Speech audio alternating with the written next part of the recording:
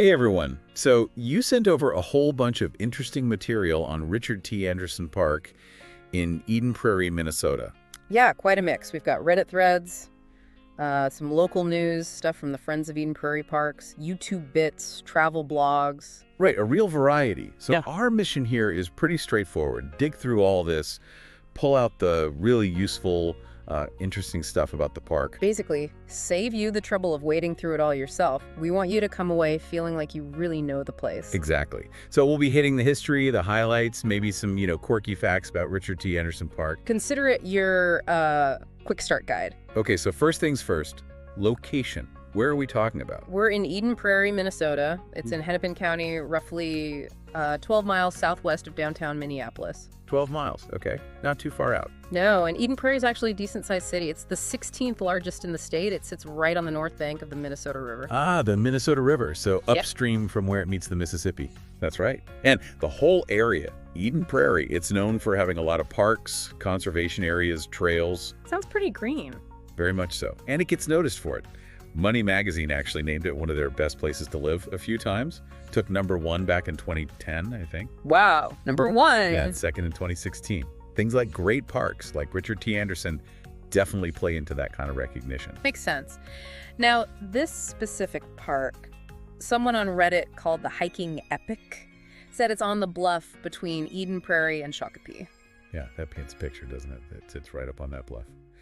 And another interesting location point from Reddit, someone mentioned it's near one of the first tributaries that feeds the Mississippi. Oh, really? Like, ecologically significant then? Seems that way. It connects this local park to that, huge river system. So, great views and important water connections.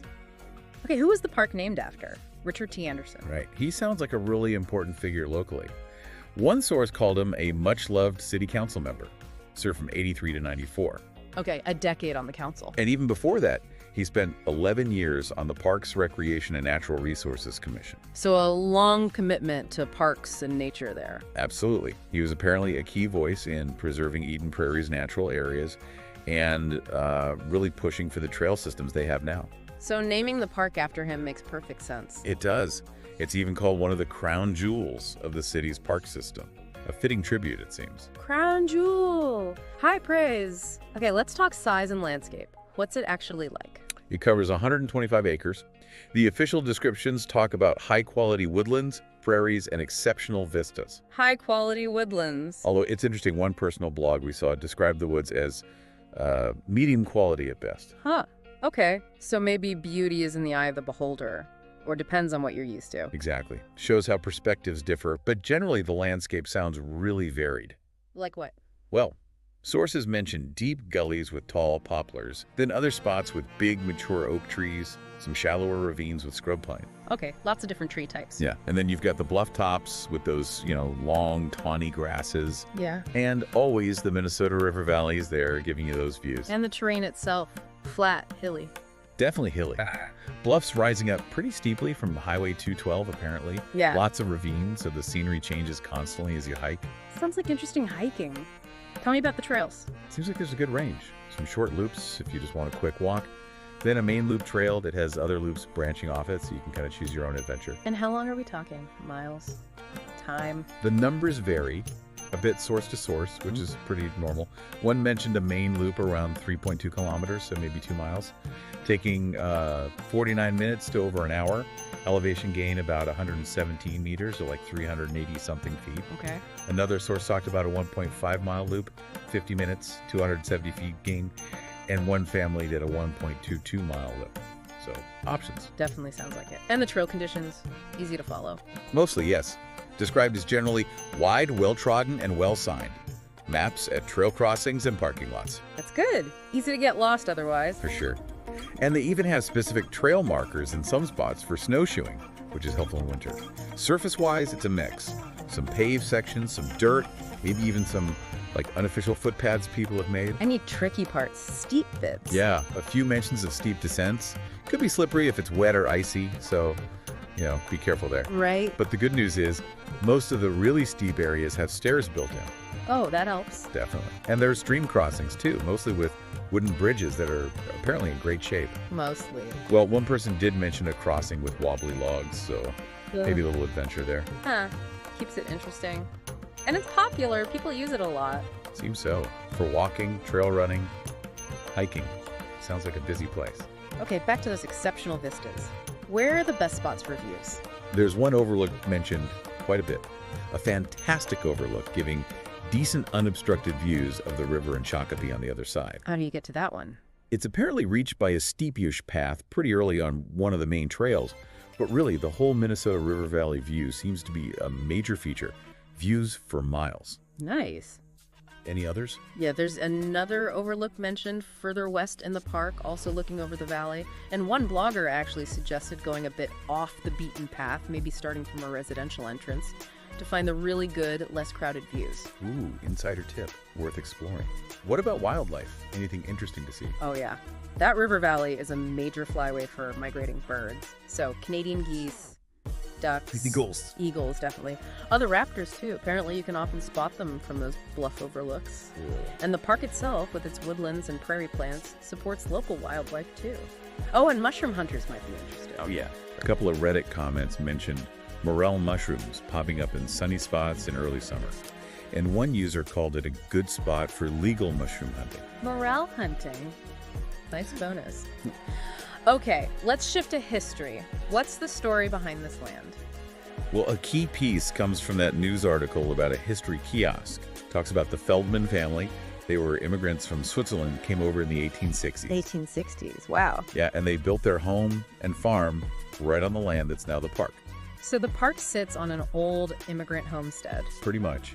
And to honor that, the Eden Prairie Historical Society put at this kiosk back in 2020. It's near the main entrance on Flying Cloud Drive. What does the kiosk show? It tells the story of the Feldmans, immigrant life back then, how they contributed to Eden Prairie. It was a collaboration, involved Feldman descendants too.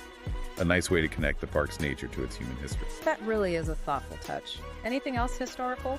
One brief mention, on Foursquare I think, hinted at possible Indian mounds in the upper eastern part of the park near a neighborhood.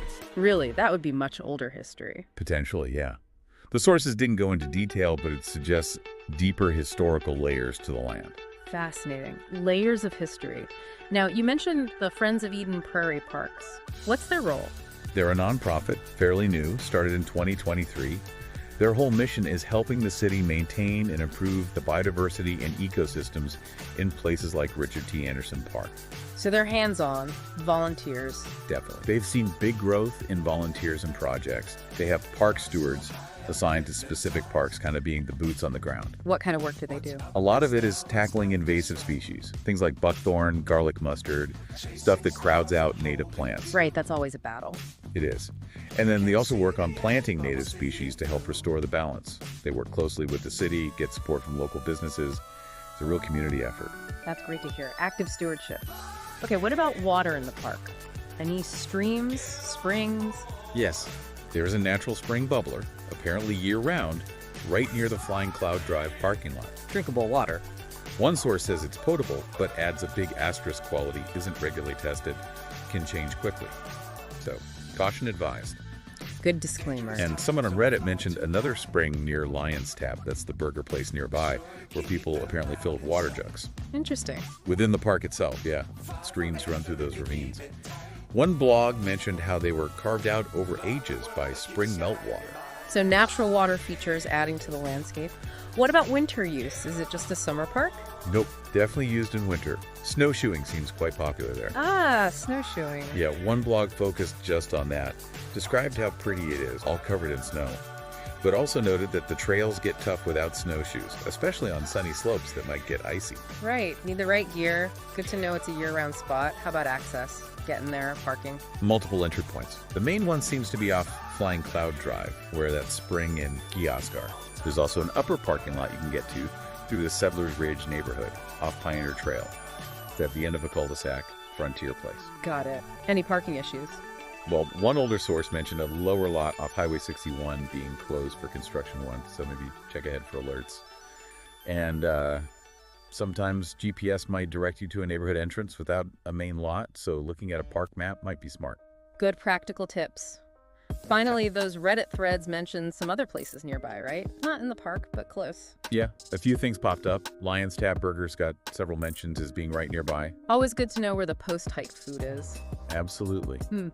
Riley Spring and Frederick Miller Spring were mentioned for water, though maybe some debate on the quality of the latter. Okay. And other nearby parks or trails came up too, like Purgatory Park and the Minnesota River Bluffs Regional Trail. You could potentially link them up for a longer outing. Combine a few spots. Yeah, one Redditor specifically suggested hitting the Richard Anderson trails, then Lion's Tap, then maybe Riley Spring, little Eden Prairie trifecta. Sounds like a plan.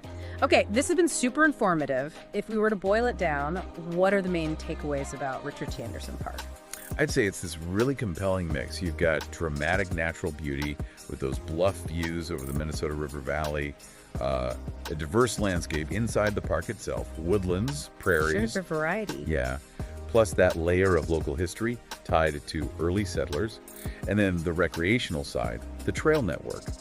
And maybe importantly, the fact that it's actively cared for by community volunteers, the Friends Group. It really showcases Eden Prairie's commitment to green space, doesn't it? Both historically through Richard Anderson and currently through the volunteers. Absolutely.